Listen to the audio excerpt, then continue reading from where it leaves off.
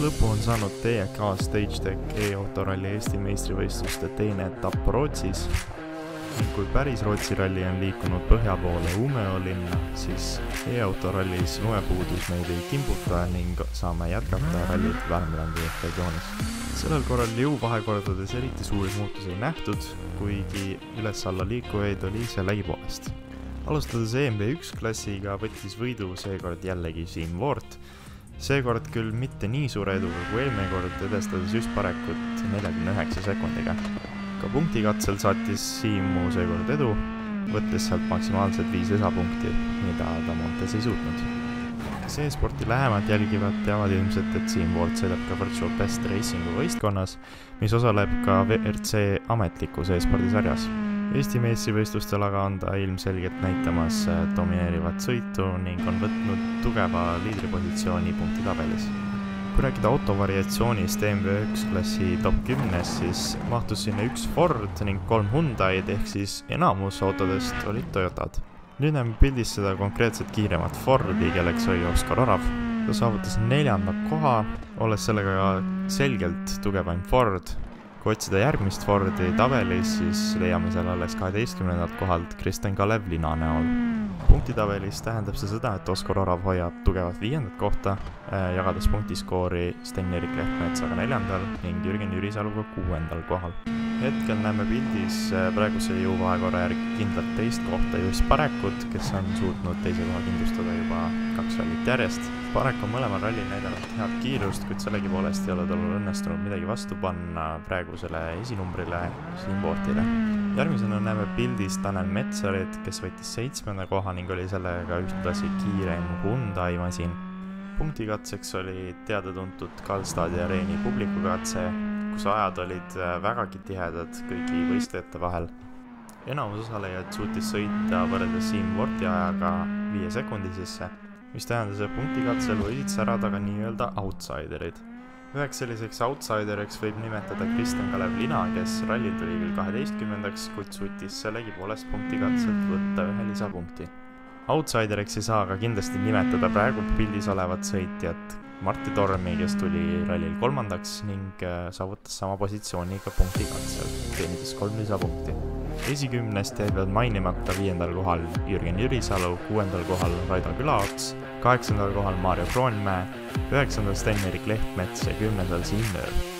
Üldtabelis näitab võimu Siim Voort, tema järel just Parek, 3. Martti Torm, Sten-Erik Lehtmets, Oskar Orav, Jürgen Jürisalu, Maarjo Kroonmäe, Tanel Metsar, Raido Külaots ning 10. kohal Siim Põdra.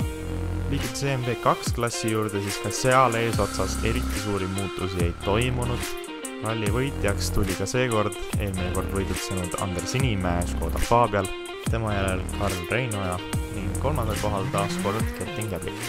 Sarnaselt EMB1 klassile ei võtnud Monte Carlos punktikatse võitu sugugi rallivõitja, kuid seekord muutus see ka EMB2 klassis ja Anders Sinimäe võttis maksimaalselt 5 lisapunkti ka punktikatselt. Samamoodi nagu EMB1 klassis sai ka EMB2 klassis punktikatse punkte väljaspool esi-10 platseerunud sõitja, nimelt Sten Mürkhaim 12. kohal, kes võttis punktikatselt 2 lisapunkti. Anders Sinimäe on näidanud 2 järjestikusel rallil tugevat minekut ning on sellega kindlustanud tugeva liidrikoha punktitabelis. Nüüd näeme pildis nii ralli kui ka punktikatse 2. koha omaniku Karl Reinoja, kes sõitis Ford Fiestaga. Kaotust võitjale Sinimäele kogunes 30 sekundit, kuid Karl Reinoja edestas 3. koha omaniku Kertin Kävlikut samamoodi 30 sekundiga.